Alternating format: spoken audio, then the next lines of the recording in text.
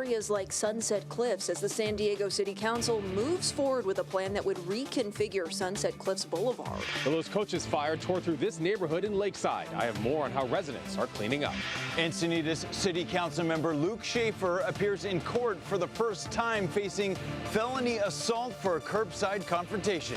The city is stepping up its fight against potholes with a brand new electric-equipped patch truck. We'll break down how it works and what it means for your daily drive in the next On the Move. Brother Benno Charity Golf Tournament today in Oceanside with Kelly Slater. CBS 8 News Live at 6 starts now.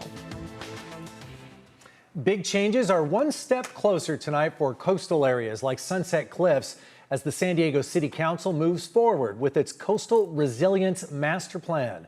Good evening and thank you for joining us. I'm Carlo Cicchetto. I'm Marcella Lee. That plan will impact 4 locations in the city to address the growing risk of coastal flooding and erosion. CBS 8's Steffi Roach joins us live from City Hall tonight. Steffi, walk us through what was approved today.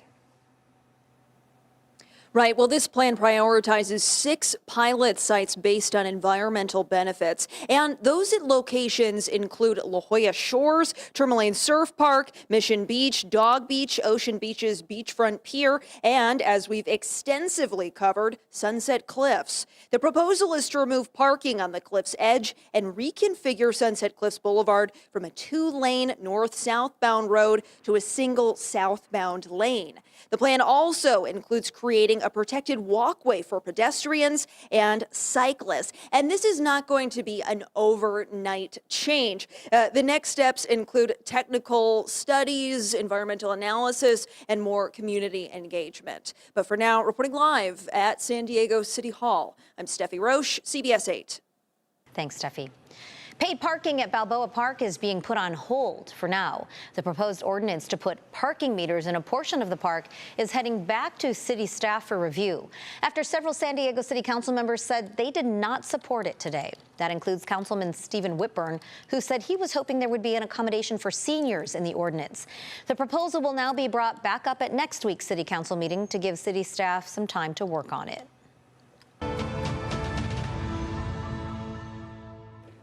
Residents returned to their Lakeside neighborhood today to see the aftermath after fire tore through it yesterday, destroying multiple homes. CAL FIRE officials say the Coches fire was put out last night. It burned around 5 acres and evacuation orders were lifted. We know 2 people were injured. Let's get out to CBS 8's Alex Cheney, who was at the Monterey Mobile Home Park yesterday as that fire burned. Alex, how are things today?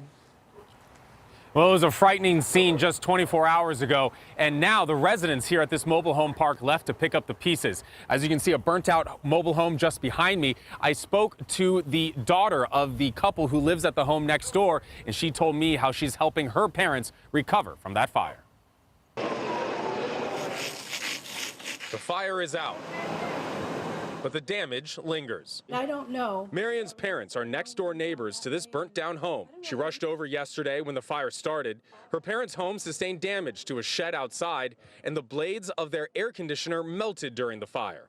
She was sitting on the porch this morning calling their insurance company. I just called and filed a claim for the insurance. That's the main thing I'm worried about right now. I told them just get their air conditioner fixed so they can, in case we get a heat wave. She's grateful that her parents are safely back home. They're okay, just glad to be safe and glad to be able to be at home.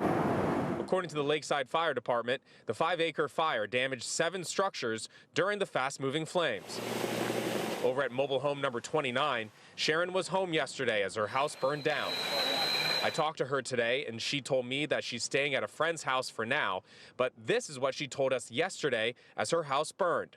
She said a neighbor helped her, her daughter, and 2 pets escape unharmed. It was devastated. Smelled a lot of smoke and looked outside, and there was fire going on in the yard. Couldn't get our car out because a fire truck had pulled up. A neighbor pulled out and offered my daughter and I a ride home. Plus I have a dog and a cat. So I'm very blessed. I'm okay.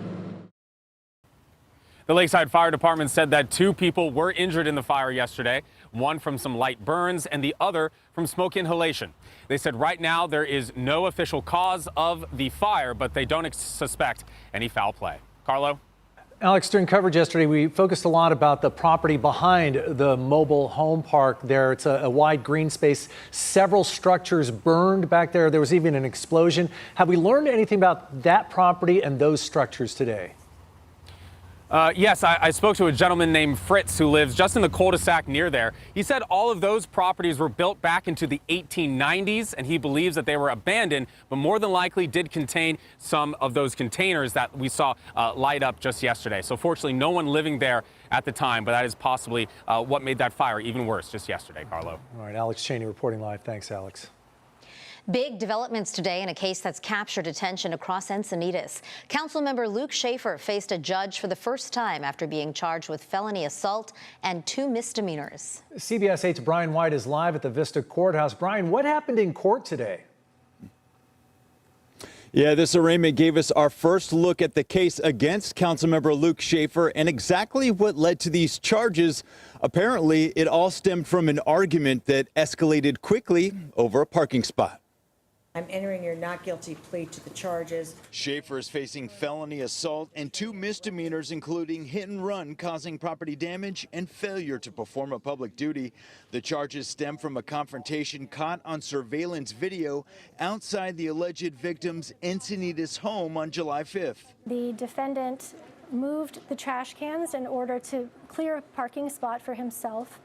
The victim walked to the defendant, explained it was trash day, asked that the trash cans be left in their spot. The prosecutor says the victim, Declan Caulfield, was out front when Schaefer, trying to park, pushed over a trash can the victim was holding, then threw a piece of styrofoam in his face before getting back into his truck and reversing 15 feet. The truck right rear tire ran over one of the recycle bins, crushing it, and it hit the upraised palms of the victim, pushing him back several feet. Schaefer's defense team pushed back hard, arguing this was blown out of proportion. At the end of the day, it's really simple. This is a parking dispute on the 5th of July outside of the alleged victim's home, who was trying to reserve the parking spot and did not want anybody parking there. Schaefer's attorney emphasized his public service record, a decorated Marine with 4 deployments, and said supporters filled the courtroom to back him. I remain shocked